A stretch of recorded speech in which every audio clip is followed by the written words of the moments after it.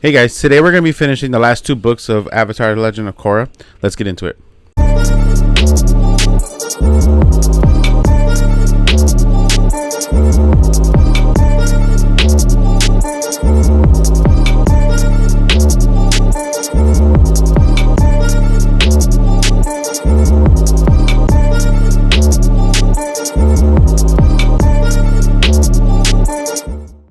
What is up, everybody? And since you click play, you already know what it is. This is Till the End of the Line podcast. I am the one and only, here with my bestie, Kike. That's right. They got to change it up here and there. You know what I mean? So we're going to be finishing up our Avatar animated series run. Yeah, Legend of Korra. Because we're gearing up for this crazy-ass good show coming out. Yeah. The live-action series of Avatar: The Last Airbender. Yes, and from what I'm seeing, dude, because I follow the page and stuff.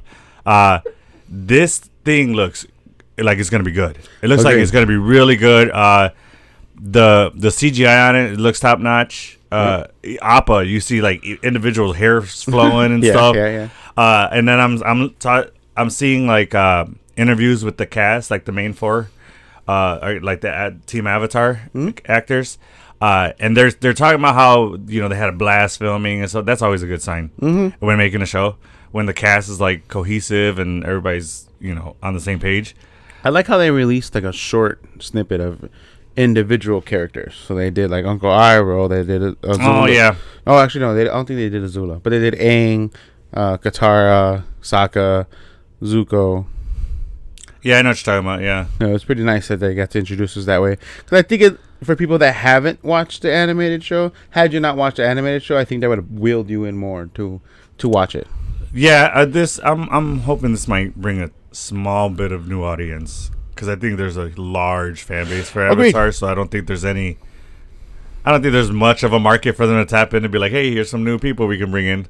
Because you know what I mean. Well, no, I guess the newer kids, right? Yeah, that might. I think so. And it might get them to watch the cartoons. Exactly. Too. Okay, that's fair. So some of the writers and producers were talking about how they made some changes to it, which is pretty cool. Yeah, I saw that. I appreciate it because they have to speed along some part of the story. Yeah. Well, let's get into those details later on. As far as this, because I want to talk about the live action series last. Okay. Once we get all of our Korra stuff done, but we took a little tiny break, so we have a lot of nerd news to get to, right? Yeah, so Daredevil is just front and center. Well, and so is Deadpool. All right, so what's the first on the docket for nerd news? Where are we at?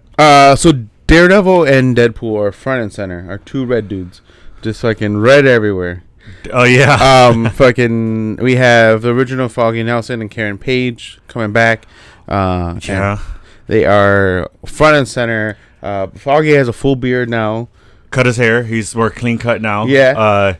Have you heard the theory on these two characters? No.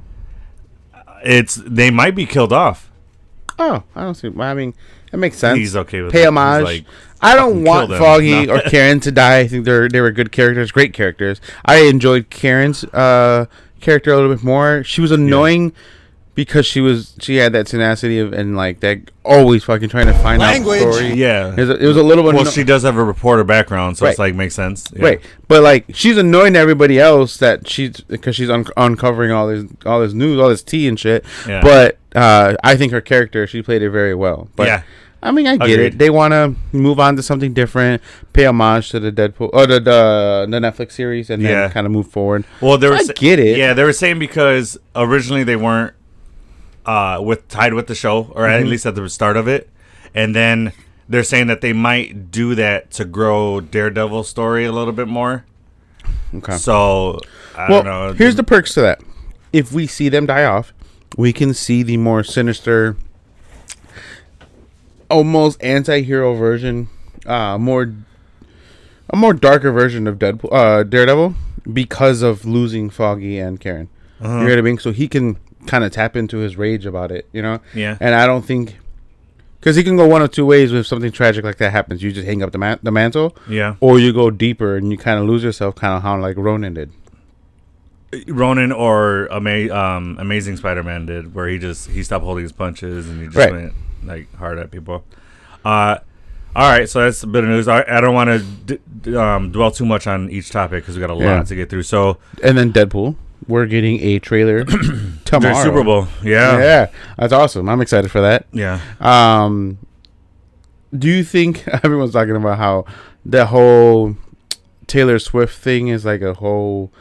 Oh, because she might be in the movie. Yes, playing a was it Starbright or not Starbright? Some Starlight, some character, a singing character. Yeah. So a while back, Travis Kelce's manager was interviewed, and they said that somebody else's manager / publicist reached out to Travis Kelce and said, "Would you be interested in going on a date with this person? And if anything comes from it, we're gonna run with it and press the shit out of this."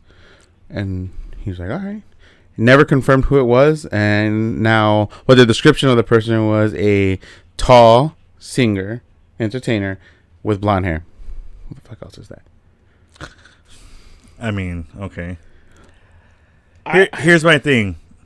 I don't necessarily buy into that because no matter who the fuck Taylor Swift dates, they're going to press the shit out of it. Yeah, she's arguably the most famous woman in the world. Like currently, right? That's what I'm saying. So like, no matter who she dates, they're gonna press the hell out of it. Agreed. She's a huge name. So the point was to get more people tied to the NFL on both sides. Yeah, because now I'm so over this Travis Kelce Taylor Swift shit. Like I'm done. Yeah, because there's all the Swifties are now gonna want to watch every game that he plays. Because there's a chance that they're gonna see her on TV, and then they're saying that she might be in a Super Bowl, like as a sneak, I doubt it. Like she's fucking in Japan. Yeah, she has to come back. I buy that. Yeah, okay. But she is in Japan. She has a whole performance. The place is sold out. Is it for the same day? Technically, but since Japan is like almost a whole day ahead of us, she would technically fly back for the game to Las Vegas, and it's a 13-hour flight. So essentially, and fucking time travel technically, but all right, yeah. Well, I'm done talking about Taylor Swift. I guess over it, because that's all I hear now, dude. It's annoying. Anyway, so Madam Web's timeline might reveal and hint at Tobey Maguire's Spider-Man connection. Yeah, and we heard that the Venom tie. Yeah, the Venom tie, and that might erase the third Sam Raimi movie. Thank the Lord. It's not the best movie. It was at all. Let's be very clear, guys. It was his worst Spider-Man. It was so bad. Not only, like, I get he kind of tied close to it on how it changed Peter. Yeah. Made him a straight douche, but they did Venom so horribly in that film. Absolutely. They did Venom so bad. Just they didn't emphasize on the tongue. He wasn't big and bulky and huge. Mm-hmm. Yeah, no. It was all kinds of bad. Anyway, so if that does that, I'm all for it. So a bit of other news: Mortal Kombat 2, I think is done. Is wrapped filming. Oh, nice. Yes. So I have I found one of the actors. Well, I found many of them, but one of the actors, Sonya Blade, the actress who plays Sonya Blade. Yeah. She put up a bunch of photos of them on set, and of just like just pictures of all them on set. Okay. Like rapping or just around set and them. We see what's his name, Carl Urban as Luke Cage. Yeah. He's got the hairdo and stuff. He looks fucking hilarious. So that's coming out. Can't wait to cover that. That shit's gonna be good. Yeah, that's exciting. Yeah, and then we got Zoe Saldana says she would be up for a DC Comics role with James Gunn. All for it. Who would you want her to play? Because remember, this girl's got range. Yeah, but she could do a lot. I don't know. I'm just throwing this out there. Hawk girl. Hawk woman? Hawk girl. What is it? Hot girl. There's hot girl. I think you're right. Yeah. Nah. No? Why? It's too much of a side character, hot girl. She's never been main, like, street. Zoe Saldana can bring her in the forefront. I mean, I get it. I feel like she's Gamora, bro. She needs to be headlining. Yeah.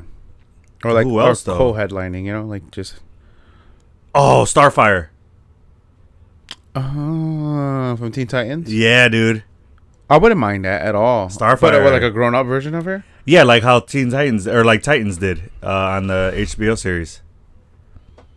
Oh, because I was an adult. I appreciated it. It was cool. The Titans is a good show, but she wasn't my favorite character out of all of them. No, absolutely The portrayer wasn't all the greatest. I think Beast Boy and Robin. I like the character. Grayson. I started liking Starfire in the later seasons, but in the beginning I was not on board. Agreed. I like the version of her. So you've seen Injustice? Yeah. Young Justice. No. So Young Justice is basically the covert. They're not Teen Titans because they do show Teen Titans in there. They're their own different team. They are basically. They're not really sidekicks anymore either. They're Young Justice League. Yeah, they're younger, like the but Young Avengers. Yeah, exactly, like the Young Justice League.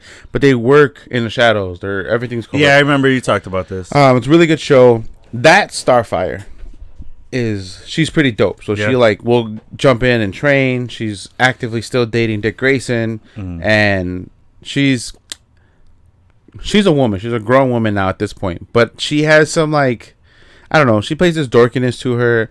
I would say it's very similar to a Gamora role, just because she knows she's a badass at the same time, but just not the daughter of a fucking murderer. Oops. All right. So a bit of other James Gunn news. Supergirl. Oh, casting. New Woman of Steel is now House of the Dragons. Millie Alcock. Yeah. Is that the name? Yeah. Mm-hmm. I'm not familiar with this actress's work, so I look forward to seeing her. She'll be great. Do you know of this actress? Yeah. Okay. Yeah. All right. Well, I mean, she looks the part. So agreed. I mean, I'm excited to see it. What else? We got the Serpent Society will be removed. Switching over to Marvel. Yeah. Will be removed from Captain America: Brave New World reshoots. Thoughts and feelings on this? I'm not familiar with Serpent Society. I don't know how much you are. Basically, like the Illuminati. Blizzards. Yeah, I mean that's what the Illuminati is said to be: the reptilians, shapeshifters, and all that shit. Controlling the whole world. You know. Oh, the real Illuminati or the real? Yeah. All right, we're gonna skip over this section. Do not want phone calls. Bit of sad news. Oh, I know. The great Carl Weathers has passed. I know. Rest in peace, Carl Weathers. You were a treasure. 76. 76. So he lived a good life. Had an amazing career. Heck yeah. Amazing. He played. He will always be. Chubbs. Chubbs, thank you. He will always and forever be Chubbs to me. Happy Gilmore is my favorite Adam Sandler movie. Fight me for it. I will lay you out. It's one of the greatest movies he's put out there. It's one of. I mean, even Adam Sandler, I would say, believes it because he named his production Happy Madison. True. Which is Happy Gilmore and Billy Madison names together. It's my favorite. Him as Chubbs, insane. It was so good. Mm-hmm. I can't say any more good things about him. Sad that we lost him. For me, he's more Apollo Creed. Okay, I get that. I saw him as Apollo Creed, but I guess I enjoyed his role as Chubbs more, so I just relate him to Chubbs. But yeah, he did great as Apollo Creed. And I even saw the video Sylvester Stallone did. Yeah. Talking about him. Ugh. No. I had to grab the tissues on that one. All right. So. Do you think? Rest in I'm peace. not being funny or trying to poke fun at it, but yeah. He's walking through the pearly gates and he has those little droids holding his robe. Absolutely. Amazing. He better have them. with the alligator walking next to him. Oh my god. Hold it like chewing a little play toy hand. Yeah. No, rest in peace, man. Yeah, rest in peace. Gave us some great classics. Do you think, real quick, do you think they're gonna recast him in Mando? Yeah, or do you think just not gonna go back to that? I hope they give him a CGI episode and give him like the whole Brian O'Connor send off. Paul Walker send off. Oh, that way. Okay. Do something like that. Honestly, I think they're probably just gonna dialogue him out, or like having Mando and somebody talk about it, or maybe an explosion kills him. Yeah, kind of thing. I don't think they're gonna dive back into that character, or do like a T'Challa thing, where he died of natural causes, and maybe Mando and them. That's what I'm saying. They're gonna write him out. I don't see them like replacing the actual actor or character. Yeah, me neither. Like, I don't think we'll see that character again. Other big news: Sonic the Hedgehog 3 is coming out. Shadow.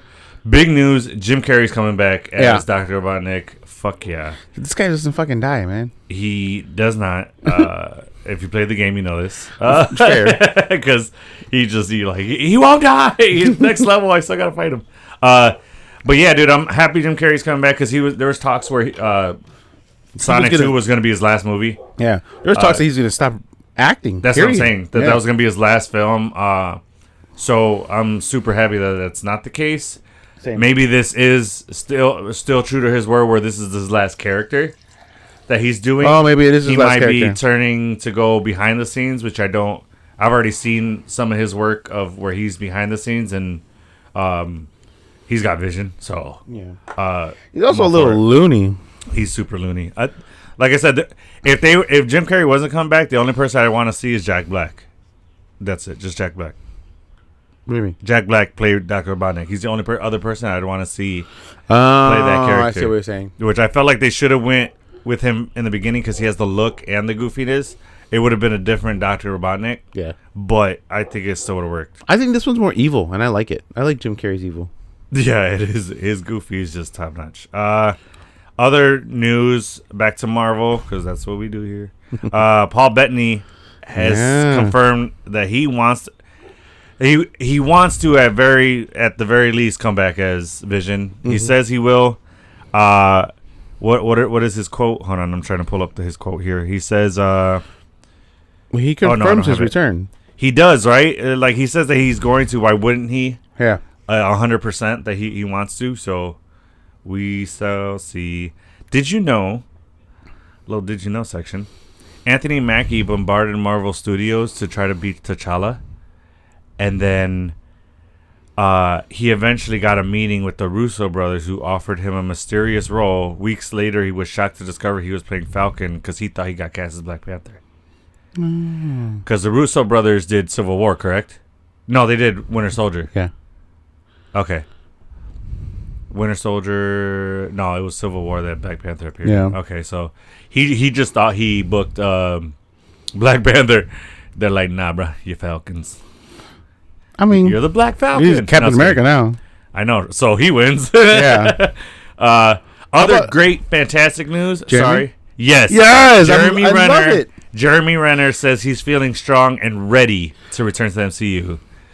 That's dope. Thank any god that you pray to that he's come back. Because, as you know... Like tragic accident. Yeah, well, not only the accident, but I'm a giant Jeremy Renner fan. Mm-hmm. I mean, you guys can see it. Boom. You guys should see his tattoo of him on his chest. All on the chest, right here. Just full out. Took hours to do. Wife is a little jealous. No, she likes it.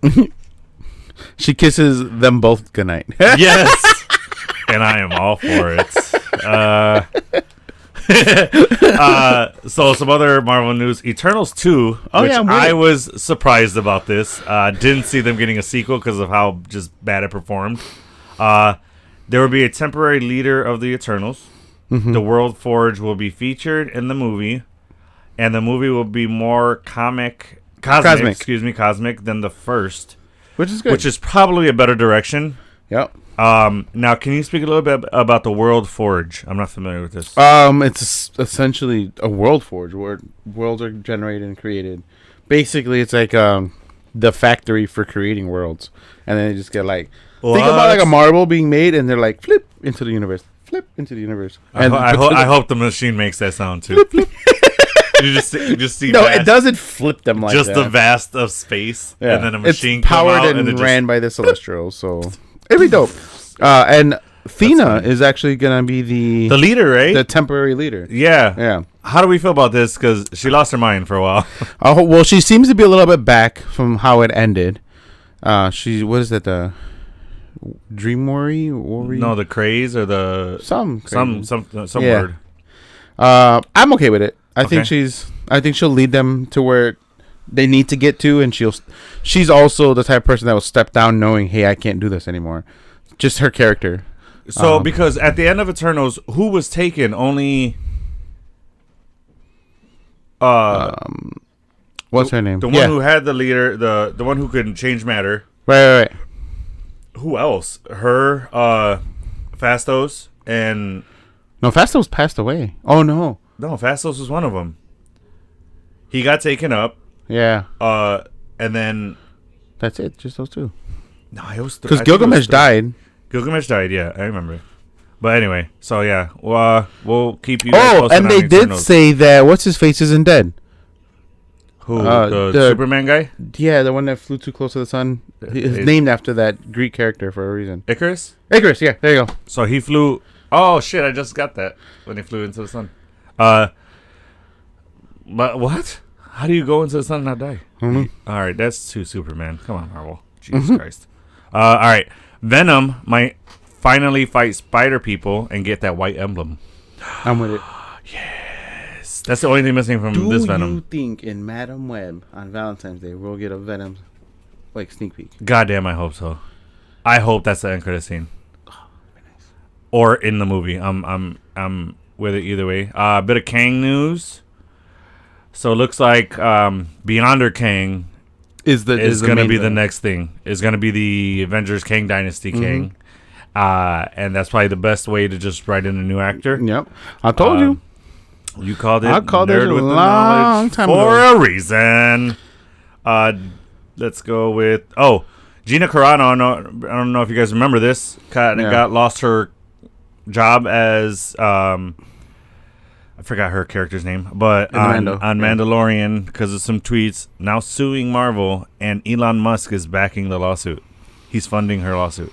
Gina might win, guys, because we all know money is the only thing that wins lawsuits. And continuing on, Jurassic World 4 sets to release 2025. Thought we were done. Yeah, me too. What the fuck? Jurassic won't die.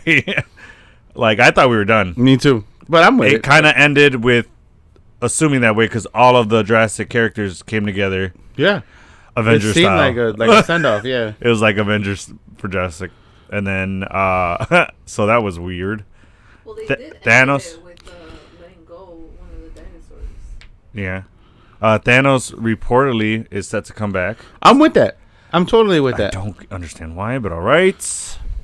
Well, I mean, he was part of Secret Wars. You know, like he's in the comics. He always comes back. He always finds a way to come back. Okay. You know, maybe this is their version. Maybe they can bring Lady Death can have something to do with it. Okay. You know what I mean? Like there has. It'll be that Thanos this time. Okay, fair enough. You know, maybe yeah. Real quick, also back to Sonic news. Knuckles is getting his 6-part series on Paramount Plus. I like that. I'm with that. Damn you, Paramount Plus. It looks like I'm gonna have to sign up for Paramount Plus now because just too much good shit is coming out in there. I was telling you, remember? I was like, dude, it never ends. Yeah, it never There's does. never enough sign-ups to these streaming sites. As soon as I sign up for one, another one comes out with shit I want to watch. No. In some Spider-Man news, Disney CEO Bob Iger confirms Marvel Studios will now shift focus to their strongest film franchises. This will result in reducing the output of content, both in film and television, to ensure high quality is being maintained. Fans can expect some cancellation of upcoming projects. Scary. Sucks for us because we depend on that content. Yeah. But so now is when we need you guys to let us know what you want us to cover. Yeah. But Well, that I might mean, give us. it might be better. It might shut up these fucking idiots who are hop on the bandwagon to just bash Marvel. Yeah. So hopefully It might give them because I mean, like that's how Phase 1 and 2 were. You know, there weren't so much out there. You were waiting for the next thing to Fair come enough. out. But it was the beginning, dude. In the beginning, no one's ever gonna throw out shitload of content just cause. Right. Like now, I feel like they're doing that now because now we've gotten past the main stories. Now we're diving into a bunch of side and smaller characters, so there's more of that. Only one main story was told: the Infinity War. That's what I'm saying. But but we cover the main superheroes, is what I mean. yeah, I guess. So but now all we're those diving main into the smaller superheroes ones. are part of Secret Invasion and Very true. Yeah. So I mean, we'll see. Maybe I think that's the only thing I'm worried about is that how are they going to do it without Captain America, Iron Man? Like they are crucial parts to the Secret Wars storyline. Variants, maybe. I hope so. I think they have to. Would you And like to see? people need to get off of? I kind of want to see this. I want to see new actors playing those roles. Yeah, I don't mind it. I don't I really don't. because I feel like then it doesn't tarnish what we've already seen in Infinity War. Right. It's not a separates it. reboot because once Secret Wars hits and how everything happens, it's a different universe that just got pulled these people back together. Just how like in Secret Wars happened, and we get a different. So we get got a two taste of Spider-Man that already with No Way Home, right? Right. So Yeah. people are ready for it. It can happen. We've had 3 Spider-Mans on the same fucking screen. Yeah. And no one fucking cried about it. Everybody was just ecstatic over it. Yeah. I mean, people that are delusional or that are super excited that we have Wolverine back, don't be delusional because we're going to have a different Wolverine pretty soon. This is probably his send-off. Yeah. You know? I mean, Wolverine was supposed to be, or sorry, Logan was supposed to be. Right. But Ryan Reynolds being the fan, or him and being the great friends with Hugh Jackman that they are, he's like, dude, come back. Yeah. For this. But this is Hugh Jackman's send-off. And we're going to get a different Wolverine. There's no better way to tie in the MCU with him. Yeah. Or no better way without Excellent. him. Sorry. Yeah. Yeah. That was nerd news. We had a lot. Sorry. I'm not sorry. No, he's not. So this is what we do this for, guys. Falling asleep during nerd news. So we gotta move it for. We gotta move it past it. All right. 2 truths with and the a glasses. freaking lie. Yeah. 2 truths and a lie. Let us know if you guys like this segment. We do. We have a lot of fun with it. Yeah. If you don't, tough shit. It's my podcast. I do what I want. But yeah, tell us. So every week, we just come up with a character to do it on. Yeah. Let us know what you guys want us to do. Like who you guys want us to do 2 truths and lie. Yeah. What we usually you guys try to want keep the DC. You want us to do Marvel? Star Wars 2 truths and lie. Yeah. I think we should do that next. Star Wars. Star Wars 2 truths and Yeah. lie. Well, most of our truths and lie are relevant to whatever nerd news is happening. So fair enough. Deadpool, Daredevil, they're all over the fucking place right but now. I want to hear what they have to say. So yeah. Let's get you guys involved in this. Yeah.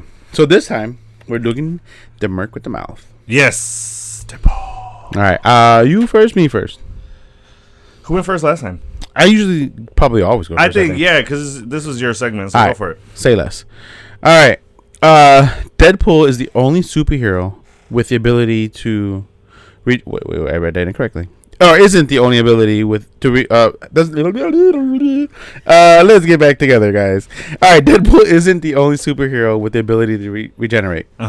However, Wolverine's is stronger than his. His famed healing factor is very similar to Deadpool's, but Deadpool can't come back from being decapitated. So that's one point. The other one is Weapon X gave Wade a ridiculous powerful regenerative ability that prevents him from being killed. No, I'm reading the same one over. Jesus. Sorry about that, guys. Okay. Oh, man, now I'm all confused. Looks like I should have went first, everybody. No, that's cool. I just copied and pasted double time. And I'm like, oh, that makes more sense. All right, cool. So Deadpool's healing factor, since I already talked about it, is a little unique. Okay. He technically has a tumor. So if they were to... He's dying and healing at the same time. Right. If they remove the tumor, he will die. Okay. Because his body's already so tarnished. That's why he looks the way he looks. If the tumor's removed, technically he would die because of his powers that heal him. The only reason his powers are active is to heal the tumor. Okay, I have questions That's one. about that, but all right. And then the other one is, outside of him being funny and dorky and quirky, he's actually diagnosed with quite a few disorders. So he has hyperactive disorder, maniac depressive disorder, schizophrenia, and ADHD. ADHD, 1,000%.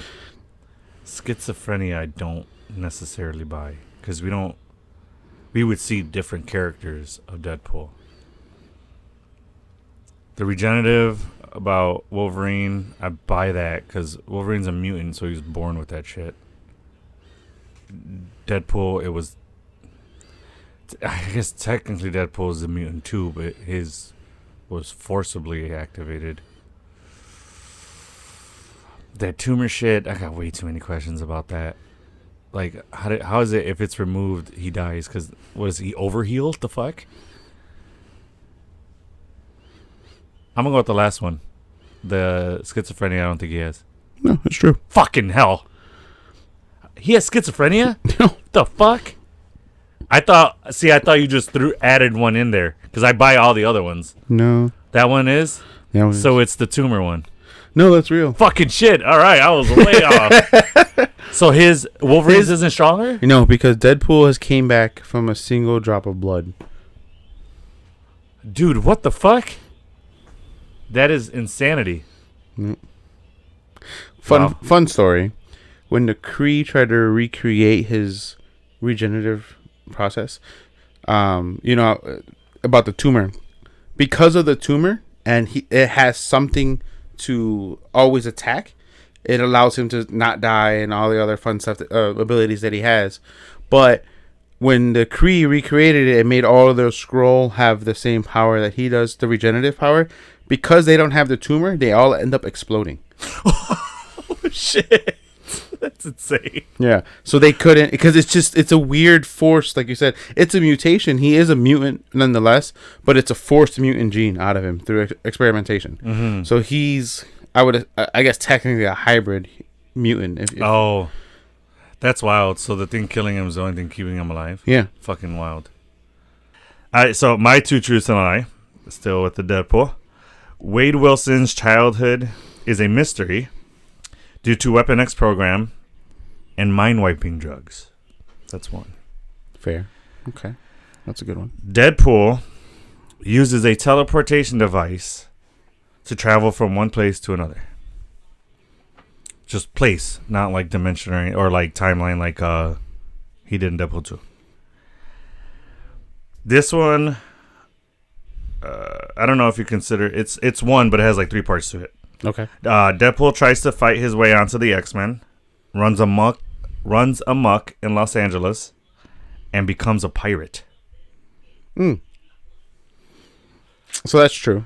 Okay. I've seen that before. All right. Fuck. All right. And then, what was the first one again? His childhood is a mystery due to Weapon X program and mind-wiping drugs. Yeah. That seems accurate because that's what they did to Wolverine. Okay. But I don't think they did that to him. You don't think they did it to him? Okay. So that's the false one. That's the false one? Yeah. We're tired still, people. Oh, damn. And I got you because I changed up one detail in that. On the fucking it's Las pirate? Vegas, not Los Angeles. Yeah! That's a technicality. I still win. Or I still did it. What? I got him. All right. I have to do little things like that because you're the nerd with the knowledge. So I got to get it fucking little. It's a semi-lie. That's not a full lie. Yeah. Yeah, it's like Producer just said that's a semi-lie, not a full lie. Yeah, it's like when you ask your kids, "Did you brush your teeth?" and they say like, "Oh yeah, brush your teeth." Did you use toothpaste? No. That's what brushing your teeth is with toothpaste. So, listen, I learned this in high school. When one part of the true or false question is false, the whole thing's false, guy. Oh my God. All right? So we clearly went to that's CPS. Oh, shit. Okay. We clearly went to public school. Yeah. Shit. That's why we're doing this. Anyway, all right.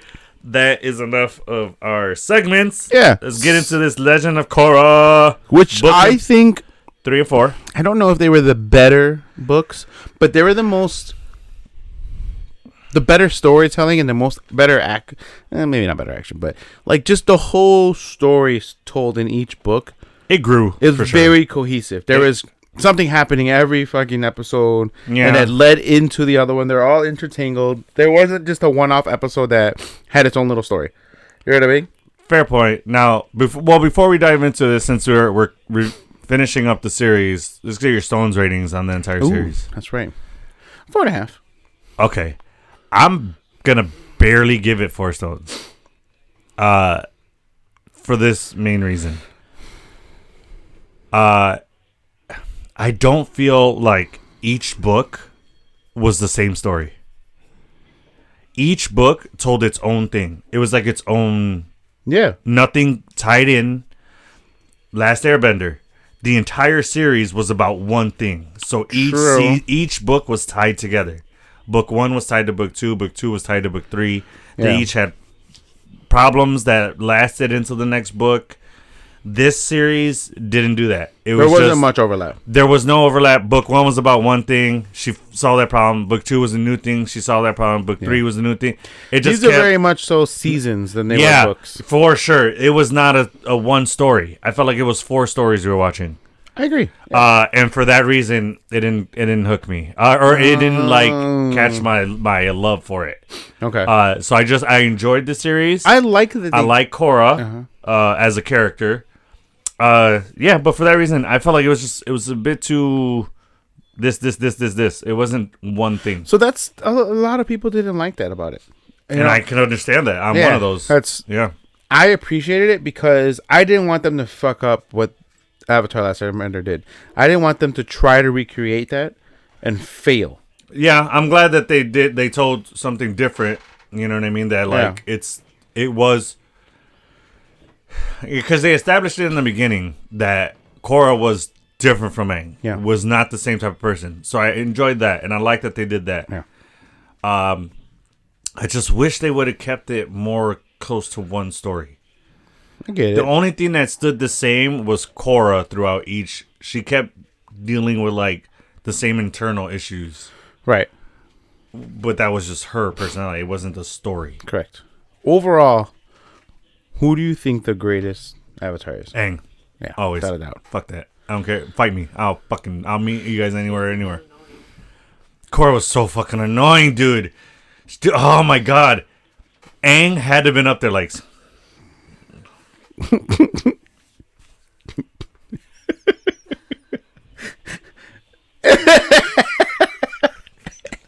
Like, come on, dude. If I was Aang, dude, I'd have been like, this fucking Avatar, dude. Oh my god, this been there, huh? She's not doing what she... And he even came back to... He's like, all right, listen, I can't stay up there any longer. You got to get shit together. Like, he came down. It was sad when she lost connection to all the avatars. I will say that. That was kind of... But it kind of... I felt like if it was going to happen to any avatar, it was better that it happened to her. Because she kept relying too much on that shit. Yeah. She was like, oh, well, Aang did it differently. Aang went to them to seek advice and wisdom.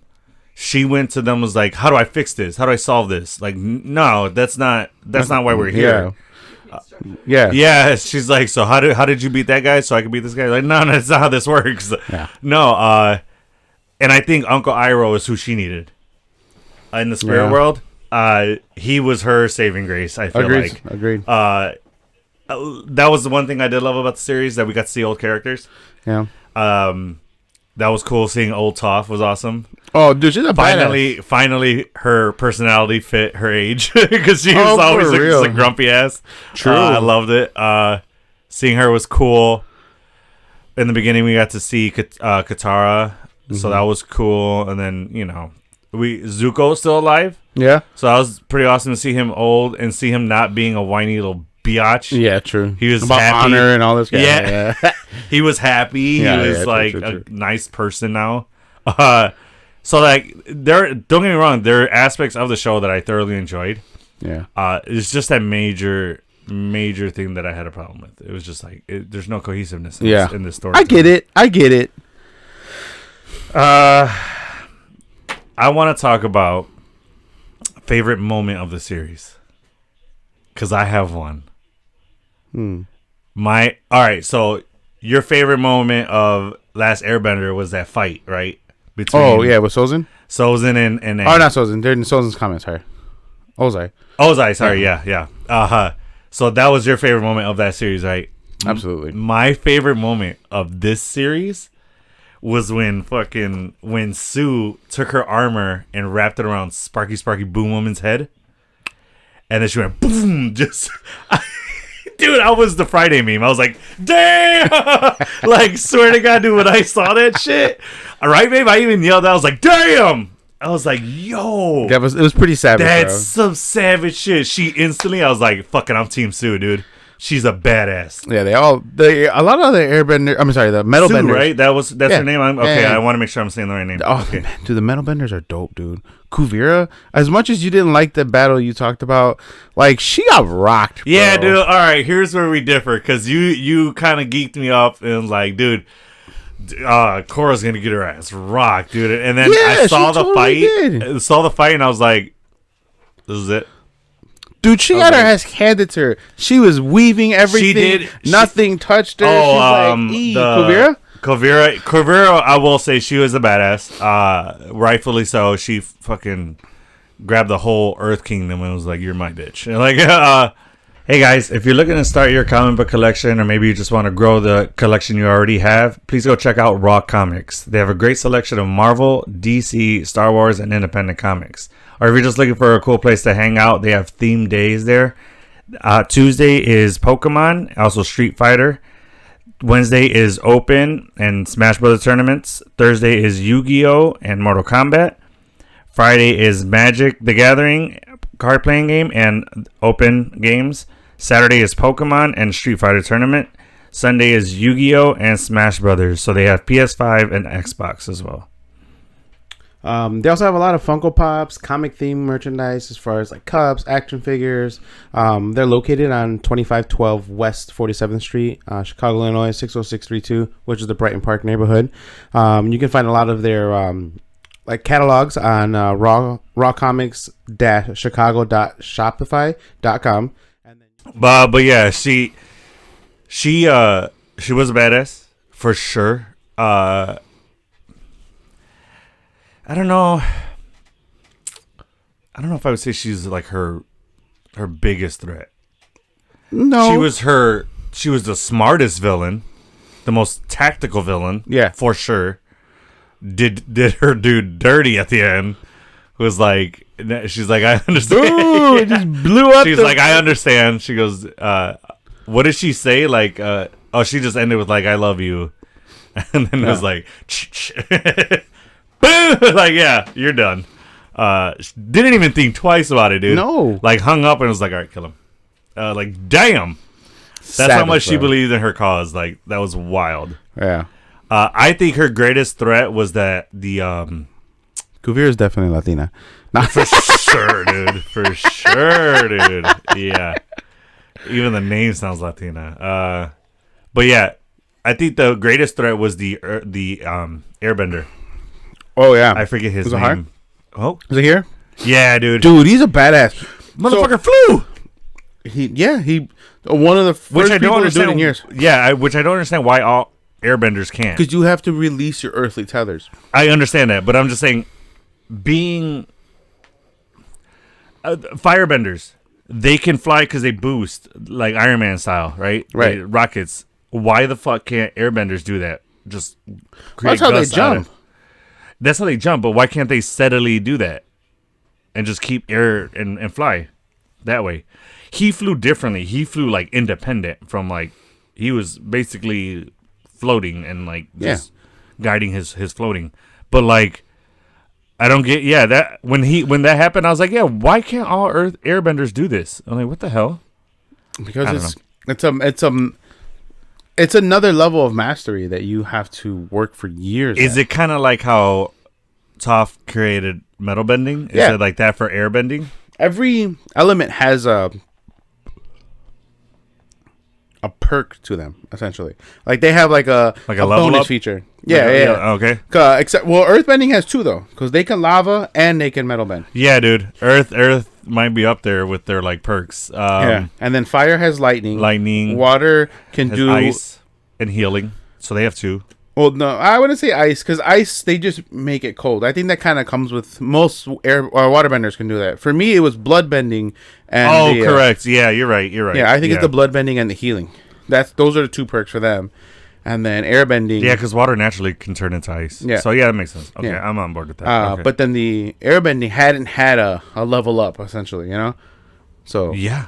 until now, Honestly. he fucking... And what he was doing when he killed the queen, the Earth Queen, It's fucking shitty, bro. didn't I say Suck the oxygen Didn't out? I say that'd be a way to like take somebody down? Yeah. I said that. I was like, oh, he's doing it. And I was like, I fucking knew it, dude. Yeah, I was that's like, I knew crazy, it. bro.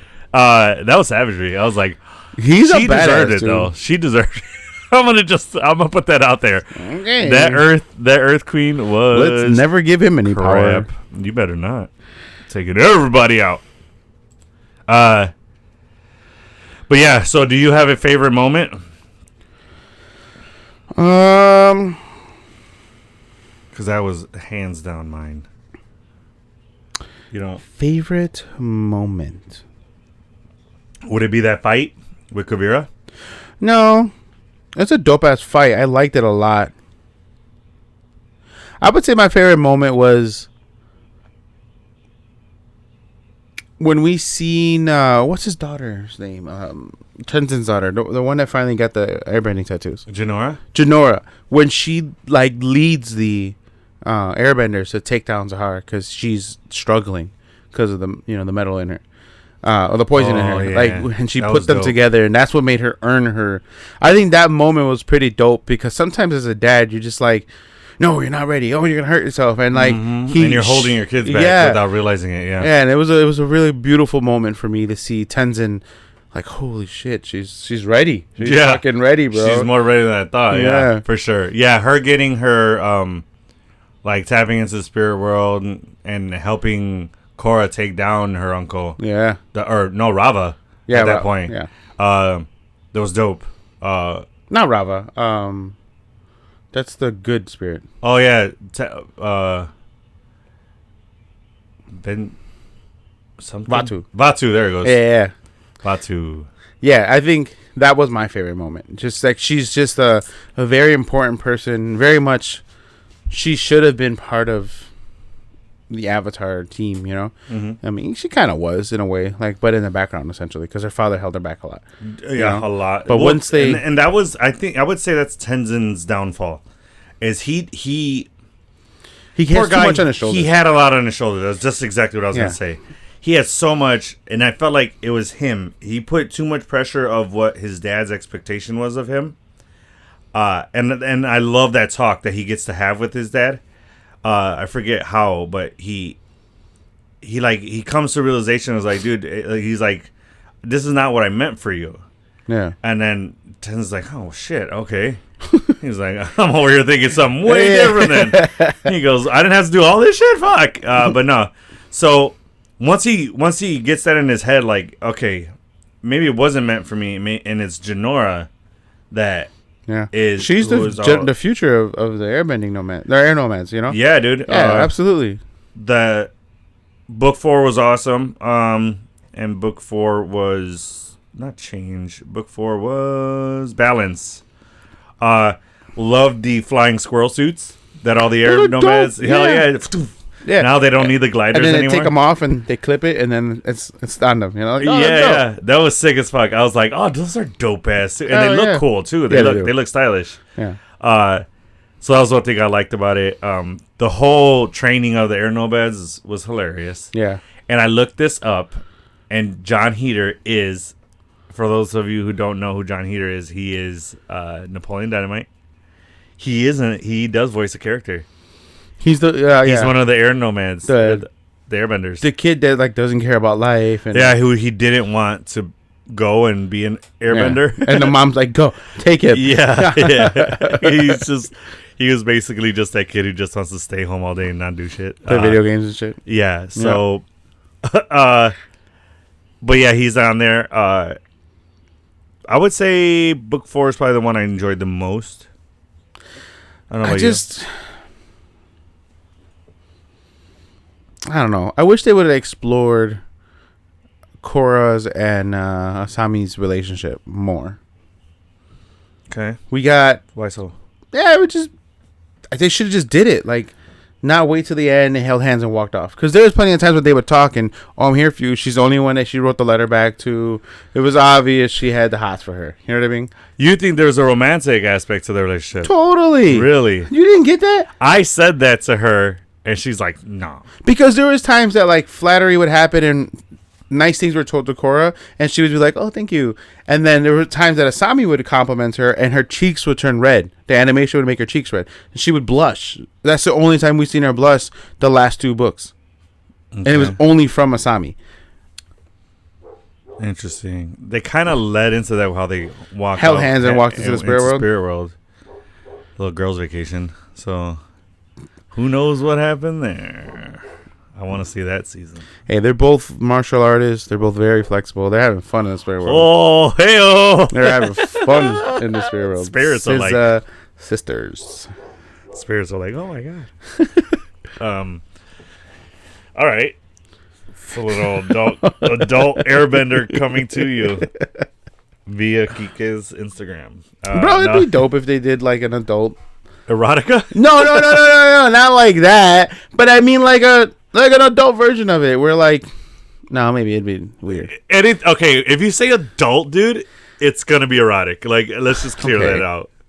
But like, okay, so like how Teen Titans, we got to see them flirt and be more adultish, And you know, do it in Titans. Yeah, they did it. You know, yeah. I'm not asking for fucking full on porno. You know, but just more like.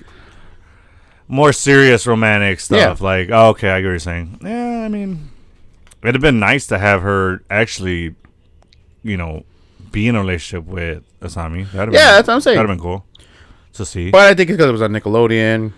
Oh, and all that shiza. Yeah. Okay. I mean, any last points on Korra? Do you think we'll see her again? What was the best fight for you? That one. That, where... They were fighting the 4 horsemen of the apocalypse, as I like to call them. Zahar. Well, they had an earthbender who was a lava bender. They had a girl who was armless and just used water as arms. Oh, that was wild. That was pretty dope. Fucking came out with octopus hands and shit at one point. That was crazy. I like the joke that Zuko made. He's like, "Oh yeah, Zuko." Yeah. The Fire Lord? Zuko? When did he make a joke about her? Because he's like, oh yeah, I actually not about the combustion chick. He's like, oh yeah, I actually hired somebody just like that to hunt down the Avatar back in my day. It was different times. And like he was like awkward about it. He's like, I thought you threw me off because I thought you were talking about when he made a joke about her. That's what I was he made a joke about that. Yeah, and he's like, it was different times. Different times, yeah. Like, no, we were going. We're cool though now. Yeah, we were going through. I'm good now. Yeah, that was funny. But that was my favorite fight, dude. That the end of book 3. Well, leading to the end, so that wasn't the end. Oh, right. That was like 2 or 3 episodes before the end. Yeah, the end was. Well, that's when I say the end, I mean that final fight between all of them. Yeah, and then he like picks up Korra and flies off, and then the airbender, I mean the waterbender and the earthbender and the fucking blimp, and he's like, I guess he doesn't need a ride. Oh yeah. That was so good. So nonchalant about. I'd be like, "Holy fuck, that guy can fly!" What happened? Yeah, what did I miss? Did you know you could do that? Yeah. Hey, yo, you're flying, man. How you doing that? And then just see him fly off. Can I have that power? Get me out over here. That's pretty dope. Yeah. But that was probably my favorite, just because they one-on-one they all would have died. Against them, like if they would have fought each of those people one-on-one, I don't think so. Korra was gonna die, dude. He was sucking the air out of her lungs. Had the rest of the airbenders not made that tornado, she only struggled because of being chained up and then now having the poison. I think she would have had a good fight. No, she didn't have the poison. Oh, she did have the poison. Yeah, at the end. At the end, yeah, but still. She only died. Stayed alive that long because of the Avatar state. Yeah. And she actually only survived because of her willpower and the Avatar state. Yeah. But like I said, one-on-one, each of them would have died. No, because Bolin and what's the other brother's name? They didn't fight them. They escaped. Mako. The lava bender said, if I'm going down, you're coming down with me, and decided to just cave in the whole place. Yeah, And then they escaped. They didn't defeat him. Not Mako. Mako is which one? The Earthbender brother. Okay, so Bolin. Yeah, Bolin. No, Bolin is the Earthbender brother. Sorry. Okay, yeah. So Mako, he defeated the chick. Oh, you're right. Yeah, he did. He lightning because she was in the water in the puddle, and she's like, then he's like, funny bit about that. Producer's like, why the fuck didn't he just do that in the beginning? I was like, that's a good point. Yeah, she had water on her at all times. Her arms were water. I don't think I would have just been like a little like.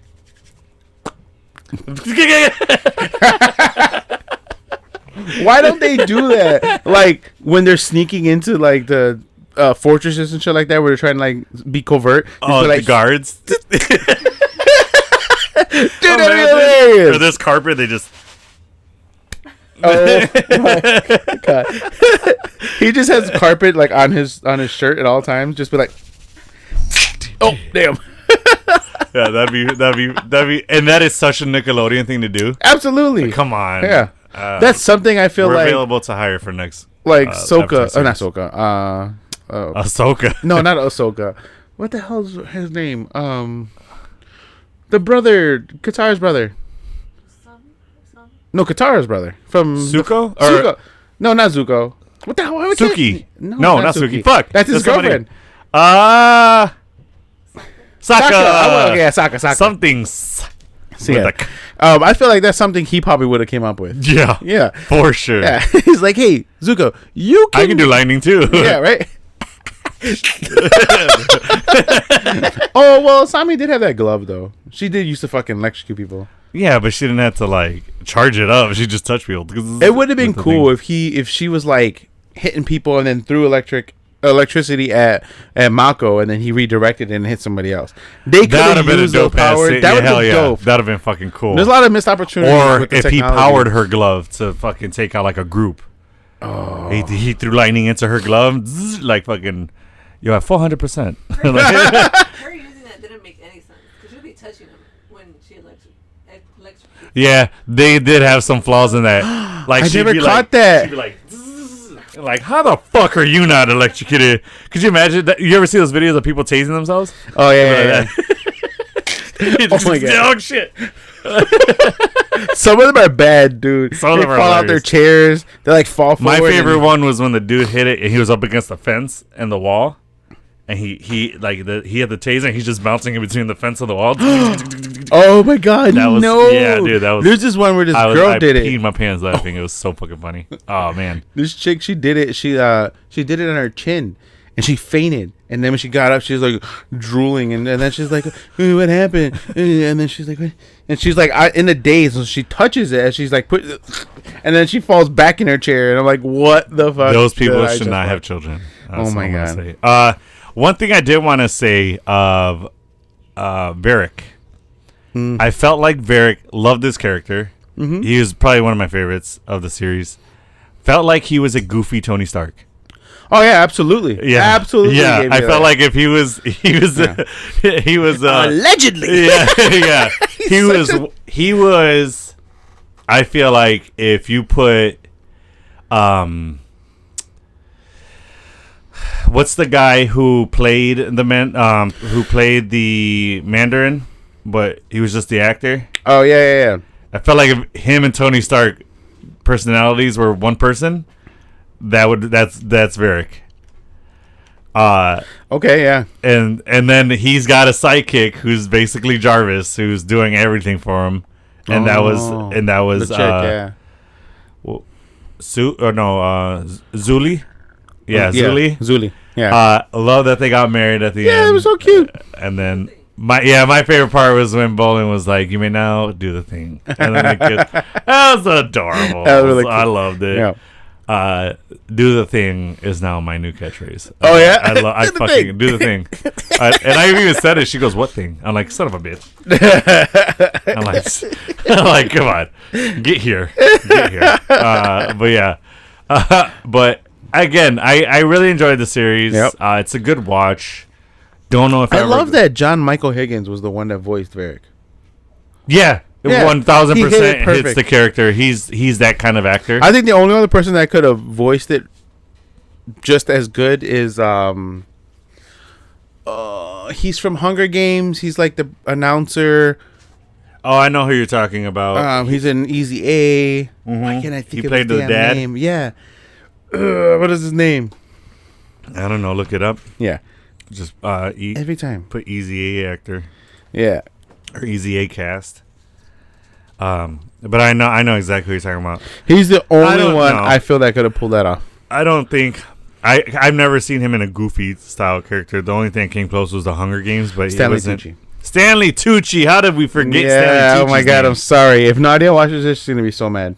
She likes Stanley Tucci? Oh my god, yeah? she's in love with him. Oh yeah, but he's a good-looking guy and he's fucking hilarious. I love his acting, quick and witty. I love his acting. Yeah, agreed. He's a great, phenomenal actor. He's another one that has range. I don't see him being that goofy of a guy. I see. Oh no, that is the actor. I was gonna say this character, but that's the same fucking actor.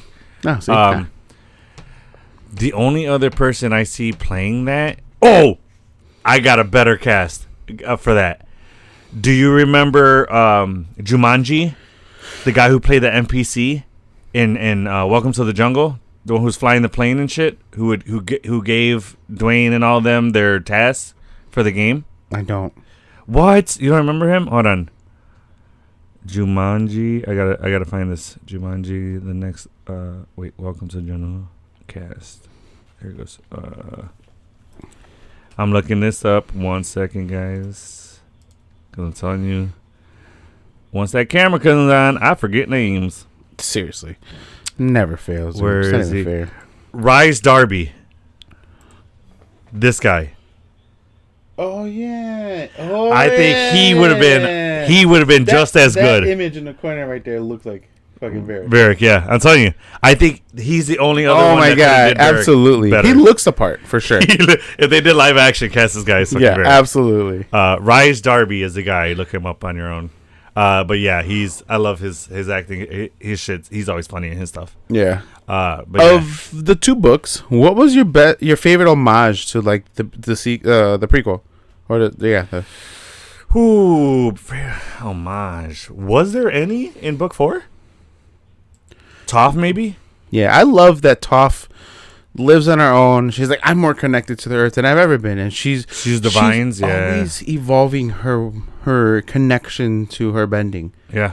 It's so dope, dude. She created the metal bending. She created well, first thing she did was use that sonar with her foot to see. She taught her daughter that. Then she created metal bending. Then she tapped into like the Earth's vines and started using that to see the way beyond where she was.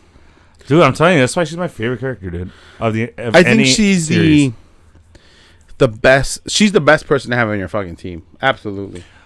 Oh, thank you for reminding me. So I pulled this up. I have a list of Aang's teachers being ranked. Oh, okay. So check this shit out. Hold on. I got some knowledge too, motherfucker. No, let's go. No, I'm just kidding. Number 8, Master Yu was a dishonorable bending master. And Master Yu, I believe, was an earthbender. Yeah. So Master Yu is number 8. Number 7 is Zhang Zhang. Yeah, his firebender. Yeah, was pressured to teach Aang firebending, so that's maybe why that didn't work as well. Mm-hmm. Master Paku is number 6 for water. Yeah, waterbending. Then right after Paku is Katara. Absolutely, Katara helped Aang master waterbending. Right. Number 4 is Guru Pathik. Yeah, wished to help Aang master the Avatar state. Yeah, which he totally did. Zuko's number 3. He helped him like come over that block of firebending and really. And then they went to go see the fire people. Yeah, the sun people. Sun people, and made him really like understand firebending. Yeah. And I think it was a spiritual journey for both of them. They kind of built a camaraderie and like almost like a brotherhood. It reconnected Zuko's firebending. Yeah. To like the core of firebending. Right. Not based off of anger. Or rage, you know? Yeah. It really helped him. Like untap the other side of firebending, where that's not just rage and what he's used to. Right. Number 2 is Monk Gyatso, of course, which is Absolutely. He trained Aang to become the youngest airbending master. And then number 1, fucking Toph. Toph challenged Aang more than any other teacher. Absolutely. And that is 100% what Aang needed. Yeah, and it shows... Aang needed to not be coddled. It shows that tough love is important. Because she called him Twinkle Toes. Yeah. She would pick on him. She fucking bullied the shit out of him, bro. Yeah, she literally... Because look at that, number 1 on the list. Because she knew that that's what he needed. Everybody kept... Katara babied the shit out of this man. Yeah. Zuko. Well, because she also wanted to, him. I mean, in the beginning, come on. That's not what what do it you mean was. they kiss at the end? They kiss at the end. Their love grew, but it wasn't right off the bat. She was just always the mother because she had to be that for her village. And he wanted to suck a num cheese. Oh my god, it's so crass. It's a kid, dude. It's a kid. Anyway. That's going through puberty at that moment. Stop it. He's 12, bro. So, that was Korra. But I do want to speak a little bit about the new live action series. Absolutely. We're going to cover the hell out of that shit, so get ready, guys. If you guys don't like us talking about Avatar, you're not going to like what's coming. Shit, bro. You're not going to like our next few episodes. So as you spoke of earlier, the Netflix series is going to change a little bit of the rules of the Avatar. In particular, the Avatar state. Yeah. So now they're not going to use it as often. And they're only going to have him go into the Avatar state when it's like a major issue. When it's an important issue. Because they want...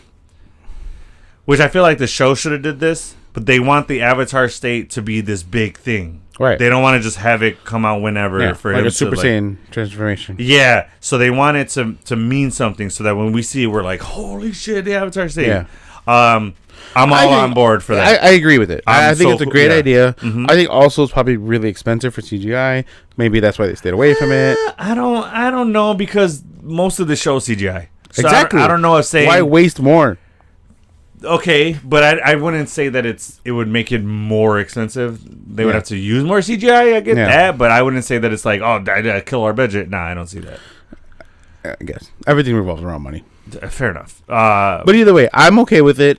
They are rushing to show Fire Lord Ozai and Azula earlier in the story, and we are gonna see what's the fight between him and his son? What's that called? The Agni Kai that they Agni have? Kai. Yeah. They're gonna show that. Yeah, we're gonna see the Agni Kai. We usually don't. We didn't see that till way later, technically. Mm-hmm. Yeah, because we don't know why Zuko had his face burned. We didn't know that it was his dad until later. Oh, yeah. So yeah, okay, I get what you're saying. Okay. Yeah, we know he was banished, but we didn't. We thought he was just born like that, or he was like training to be, a master. Yeah, the story of the Agni Kai didn't come out till later on. Yeah, later in the first book, right? Book 2. Almost, I think. Was it? Yeah. Oh shit! It wasn't until we saw the story. Azula didn't come to book 2, so we saw Azula first before we saw the backstory about the Agni Kai. You're right. Yeah. Mm-hmm. Okay. What are your hopes of this Avatar live action series? I hope I know it's going to be great, but I hope critics don't fucking destroy it because I want a season 2. Because apparently season 2 is not greenlit. Yeah. Well, no, I don't think any show is ever greenlit before the series comes out. Sometimes they come out and say, "Hey, this is going to be a 2-season." I think the only time it's greenlit is when they prep the actual show to be more than one season. Right. So like that I understand, but that's why they also made the changes that they did for the story, to how they told the story, to include part of book 2. So this was a mesh of book 1 and 2. Yeah, and the reason of that is because the actors are going to grow. They're going to age. So that's one problem that they run into in the live action series that you don't with cartoon, because cartoons just draw them young forever. It's whatever. But, so they're kind of ramping up. They're getting rid of Sozin's Comet altogether. Yeah. They're not including that in the story, which I'm okay with because it helps with the aging. It helps with explaining the character's aging. Correct. So I'm all for it. I think they can use a problem Stranger Things had too. Yeah, they can use Sozin's Comet, and like if they do greenlight the second season, just happen later in the story. Correct. Yeah. They didn't use it here, But for aging reasons, I think it's a great idea that they did. Yeah, because smart. you're right. Yeah, you can't. There's so much storytelling that you have to tell, and you can't rush that to keep their age. You know, it's not worth it. But I'm with it. I'm okay with it. As long as they don't do the fucking. Well, we already know that they're gonna pay homage to the Avatar: Last Airbender, the animated series, and keeping their powers as natural as it was in the show. Yeah, like I said, the way the movie went wrong is that they changed core elements of Avatar: The Last Airbender. Yeah, that's where they fucked up. I don't think the show's doing that. I think the show's keeping it pretty close to the show. Mm-hmm.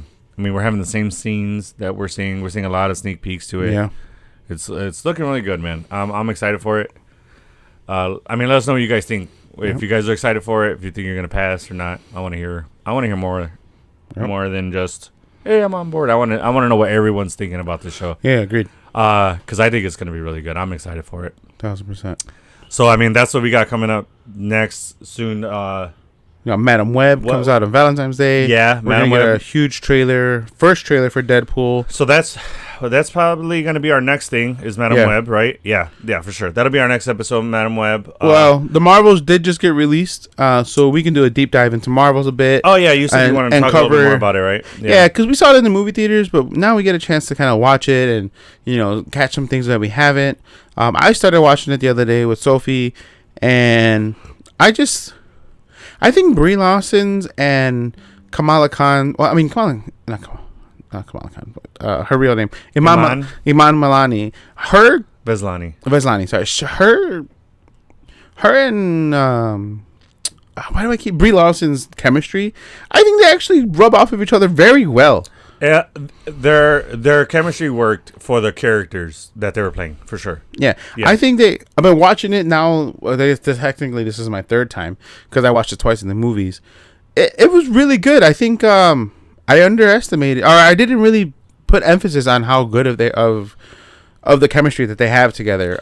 Dude, I've said it before, and I will forever say this shit. Brie Larson did a fucking fantastic job as Captain Marvel. In this movie, I don't care what anybody says. All the fans talking their shit. Fuck you guys. Like, I don't care. I am so on board and I'm getting pissed because now Brie Larson doesn't want to even play Captain Marvel because of all the backlash. Like, I'm pissed because, dude, she did a great job. Like, fuck it. What this movie, she did a really good job. She showed the emotion. And because of this reason, I was watching the Assembled of the Marvels, and this movie, you got to see Captain Marvel more in depth. You got to see her grow. You got to see a more emotional side of her that we hadn't seen in the other movies. Okay. You didn't see it in Endgame because she was kind of a side character in Endgame. You didn't see it in Captain Marvel because it was her origin story. So it was just really her learning who she is and coming into her character. So this movie, you really got to see her character grow. You got to see more in depth of Carol Danvers. Carol Danvers. Carol. Yeah. Sorry, Carol Danvers is Supergirl. So yeah, I liked it, and I think she did a fucking fantastic job. I will fucking back that up 100%. I think this performance you saw her in emotion. Marvels was way better than she did in Captain Marvel. I agree, but I think that was on purpose. I don't think it was her acting. I think it was the way she was supposed to play that character. Because think about it. Her mind was white, so she was playing this new person that the Kree made her out to be. That's a very fair point. I forgot about the mind wiping part. Where so she was playing Carol Danvers different than like she was supposed to. That's a very valid point. Very valid point. I really didn't put that together until now. Now that I told you that, go back and watch the Marvels. Captain Marvel. Maybe it changes your outlook on the whole movie. I mean, the movie wasn't a bad movie. I didn't say it was. I never said it was. It wasn't a bad movie. It wasn't one of the Marvel's greatest movies. Yeah. That's fair. But it definitely wasn't a flop, for sure. I thoroughly enjoyed the movie. And like I said, I enjoyed Brie Larson as it. Yeah. I bought into it. But yeah, dude, I'm so upset with like people just going hard on the Marvels and like The Marvels, I stand by my stone rating. I saw it again. I'm like, I stand by it. I will clarify. The movie itself, I gave 5 stones, and then that end credit scene gave it an extra stone, so that was 6. And the end credit stone, the reason I factored that in to be the movie rating, because it had to deal with the movie. It was literally just an extra scene, because Fair. Binary was in it, and then they tied it together. Yeah. That scene alone is just fucking blowing my mind. But yeah, and then I got to see Beast again, and it really like. Because the first time I was just fucking fanboying out of seeing Beast in a Marvel movie. I was like, ah! But then this time I got to see it. He looks more comic accurate. Yeah. Because his bottom teeth are coming out, are poking out. He wasn't like that in the X-Men series. He was just regular. He had the sharp teeth, but they were in his mouth. Right. Like poking out. But yeah, so yeah, he looks more like the comic and X-Men 97 animated. Right. So... Which they released a wide range of pictures of like what the new animation's gonna look like. Yeah, it looks pretty close to it. I'm glad you brought that up. So if we could just switch gears a little bit, what is it about this series that's gonna make it X-Men 97? It's picking up right where I left off. So Charles it's Xavier, the timeline that we're following. Yeah, Charles Xavier is dead, and Magneto is gonna be leading the X-Men. Oh shit! Yep. Magneto. Xavier died? Yep. I don't remember this. All right then. I mean, so we got you want to do an episode on that? I'm cool with that. On the Marvels, yeah. On the Marvels, you want to dive into it? And we'll talk a little about the trailer because Deadpool.